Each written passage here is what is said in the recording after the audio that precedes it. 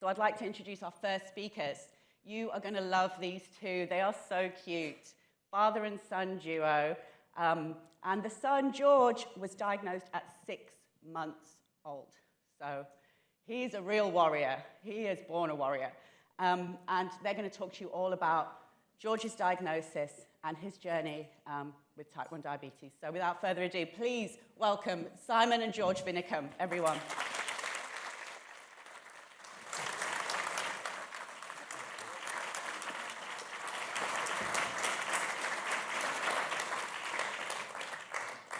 Hi, thank you very much for that lovely welcome. I am Simon, this is George.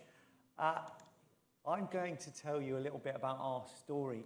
Now, you should know by profession I'm a playwright. I've written a lot of plays that have gone on all over the world, so I like to pretend that I'm really posh and I've got jackets with elbow patches on and everything.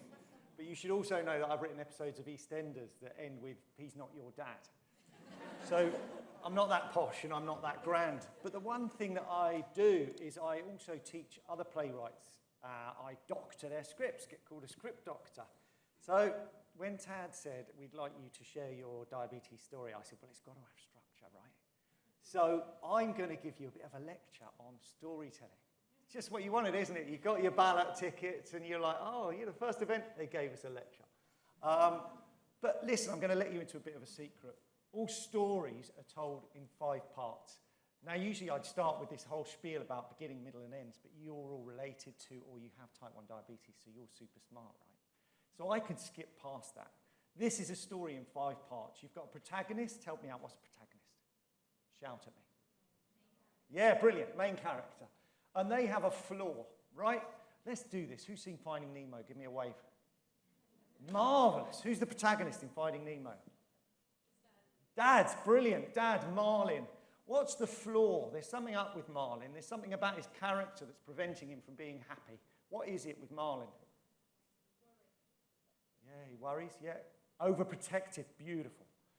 He is overprotective, gets in his way, and in fact it leads to his son being lost. His son gets so frustrated that he goes off and tries to prove himself and ends up getting taken away by these humans. That is the trigger of the story. Finding Nemo, he loses Nemo.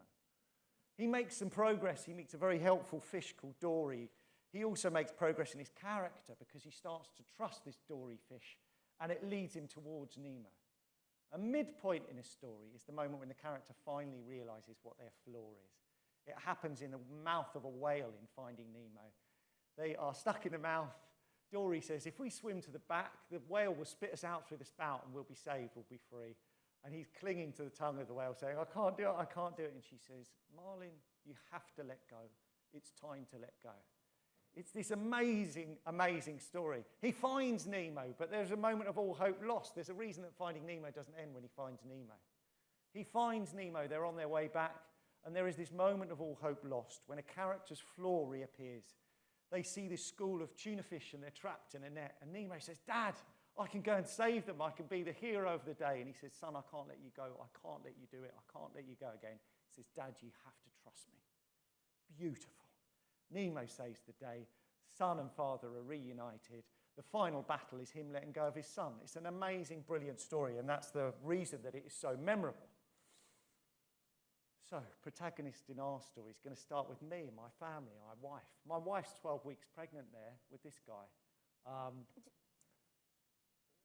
There's the protagonist, and there is George on the day he was born. Very much a protagonist in our story too, so I'm slightly cheating. There's a few of us in this story. Now, when I had a baby, I didn't know what to do, right? So you read all the books, and I got stuck into it. I was so desperate to be good at a dad. I was a footballer, a semi-professional footballer. I was never good enough to be professional. I mucked about too much at university. I failed at lots of things. And being a dad, the minute he was born, every emotion I'd ever felt previously was just smashed to smithereens. I adored this boy, and I adored him from the first second he came onto the earth. It took me over completely. But in the days when you're just looking after a child by yourself, I thought, what do you talk to them all the time? I thought, yeah, let's do that. So there was a lot of time like this of us speaking together. My mum came around and said, do you talk to him all the time? And I was like, yeah, well, what else are you supposed to do? The other thing I should say is very early on, my wife went back to work early. We're not super rich or anything else like that. She wanted to get back at it, and she's a sports therapist. She started working a couple of hours in the odd night. And it just so coincided, it was when he had to go to bed. And he used to scream the house down. We basically all day was like this. And then when he went to bed and he wanted his milk and he wanted the smell of his mummy, the wheels came off. I was so desperate for her to come into this sleeping child and say, look what a brilliant job I did. And invariably, she just came into this puce child, me going, oh. And it felt like a horrible failure. She sat me down and she said, should I stop? Should I stop working and just come back and put him to bed? And I said, no. I remember my mum said, you're trying to overcome biology. He wants the smell of her. And I said, no, I'm not backing down. It's still a flaw, and I'll tell you why. I kind of wanted to win so badly. I just couldn't handle the notion of failing at this, and it became a flaw. Trigger. That picture, which is rather faded, is George about 3 days before he was diagnosed with type 1 diabetes. He was 5 months old, and it's really nice talking to this audience because I don't have to go through all the signs. Yes, he wet through his nappies. Yes, he got thinner. But I had nieces and nephews, and they got a bit snotty. It was nothing really remarkable about it until one day he was kind of short of breath. I'm going to skip over this bit because it's really hard, and I do want to share, but I'll struggle through it. My wife went to the doctors, and they said, you need to get him to A&E now. And then it just got progressively worse. We were in the hospital, and I just thought, I was a bit annoyed, I was tired, and I wanted to go home. And it just became really serious as they struggled to get a line in to give him insulin. They said he's got type 1 diabetes, and I just looked at him and I thought, well, that's fine. That's all right. We can cope with that. And then one doctor became 3 doctors became 20. And then I'm outside an ambulance, and the transferal unit nurse says to me, your son is not going to make it. You need to prepare yourself for this. So it was brutal. I remember being in the ambulance and kind of rubbing my wife's back and thinking, well, I'm going to give her this big speech about how lucky we are to have had him in our lives. And I'm going to be really positive. I'm going to carry us through this. And I couldn't do it. All I could see was black. Already at 6 months, he just meant absolutely everything to us. I skipped the good bit. George survived. This is a picture of him after about 4 days in intensive care. I should say the night before this was the first time that he opened his eyes. I sat by his bed and I just begged him, basically. I said, please, hold on, live, come back. I said, if you promise me, if you do this, you will never come back here again. All of this will come back in our story. The early days were brutal because, as you can imagine, treating a type 1 baby, I have to show you this next picture. Clicker's not quite, there you go. I'm just doing that for my wife because she hates seeing the last picture and she loves seeing this one, so it's not really in our story. Breastfeeding is out straight away, and all of you know this story. The doctors, I remember them saying, oh yeah, this Levemir, you inject him with that, and then you do 2 doses of this. And I was thinking, okay, so we bring him back to the hospital every day. That's a bit of a pain in the arse, but we'll go with it. And then they're like, no, you need to start doing it now. Oh, okay. And you can imagine it just got more and more of that. 0.5 as a dose for a baby is absurd. It's just far, far too much insulin, especially for a kid who's insulin sensitive like George was. So it was just this roller coaster. You start reading on the internet and getting little bits of knowledge and knowing what numbers he should be, but they're impossible to achieve with a baby. It was punishing, it was brutal, it was a massive shock. But storytelling, we must get to the bit where we do progress. There's so much progress. That thing he's wearing on his butt was a tremendous amount of progress.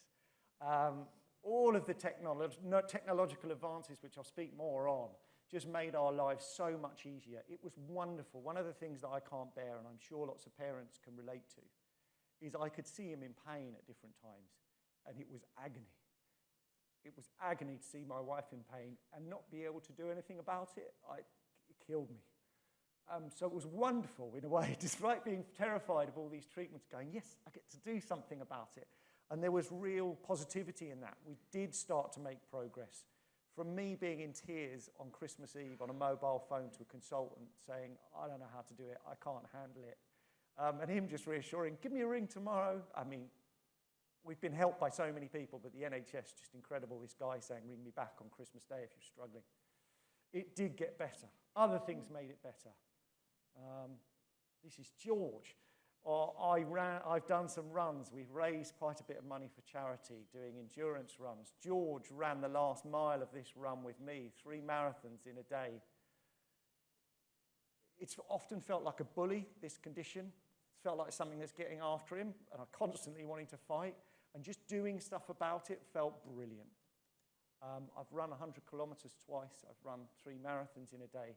George has run with me on every one of those. The first one, he was just short of a year and walked with the aid of a walker, about 10 metres.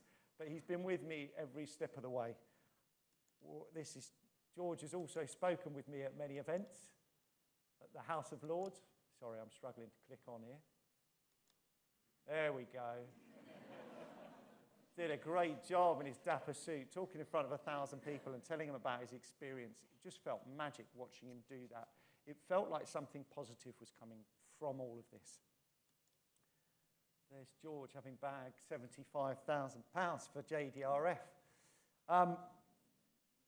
George and his story and us talking about it has raised just over £1.7 million for JDRF over these years, and that's just felt magic. It felt brilliant.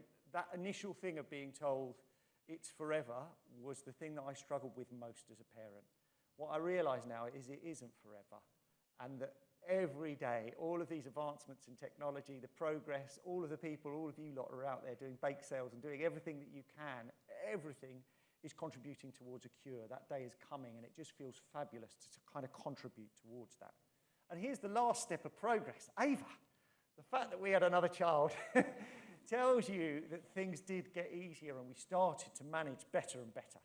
Now, midpoint in a story, some of you are going to recognize this. This over here is his school diary. This is when school are looking after him and they tell us all the action plan of what they've done.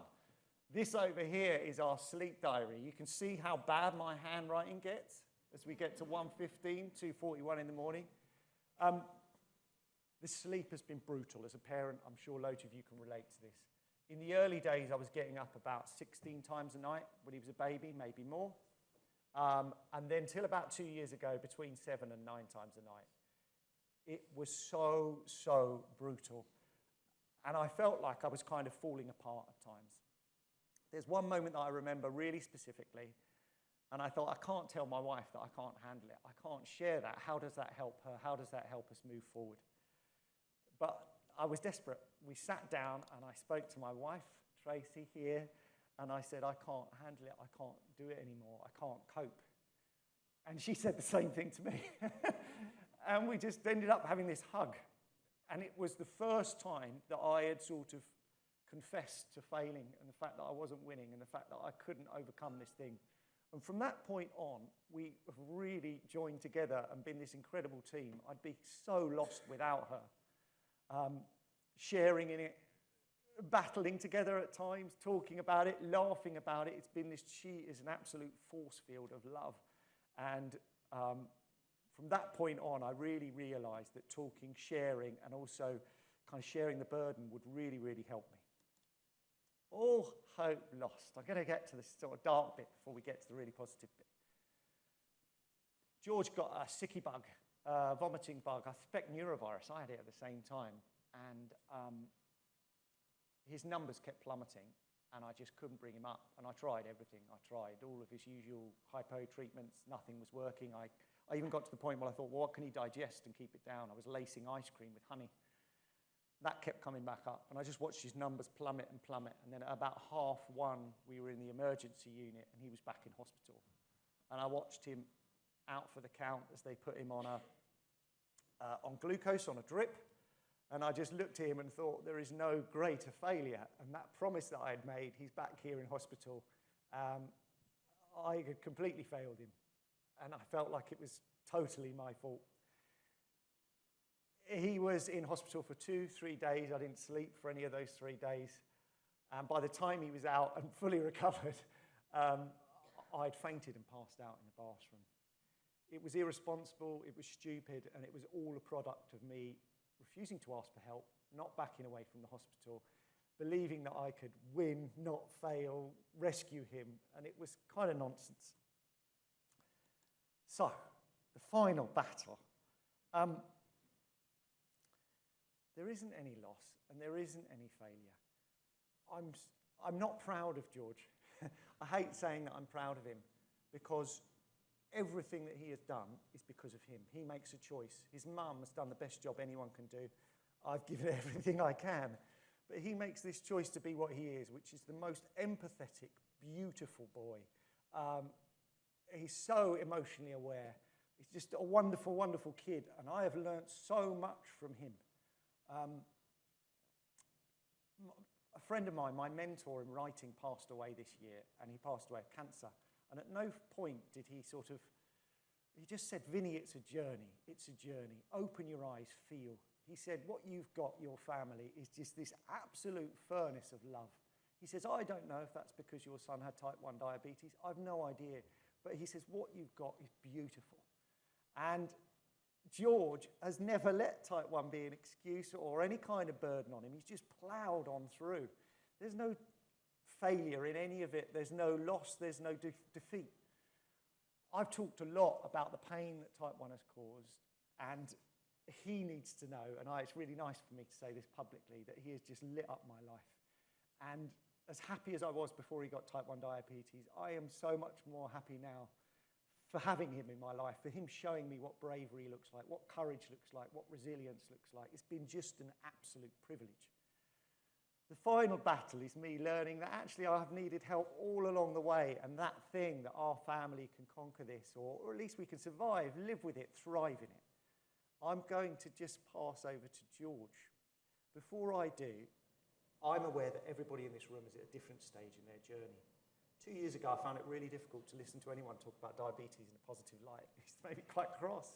I was just struggling so badly, and I couldn't see any positives with it. The last 2 years, if you could show me like one night now, his alarm probably goes 1 or 2 times a night from getting up from 14 times a night.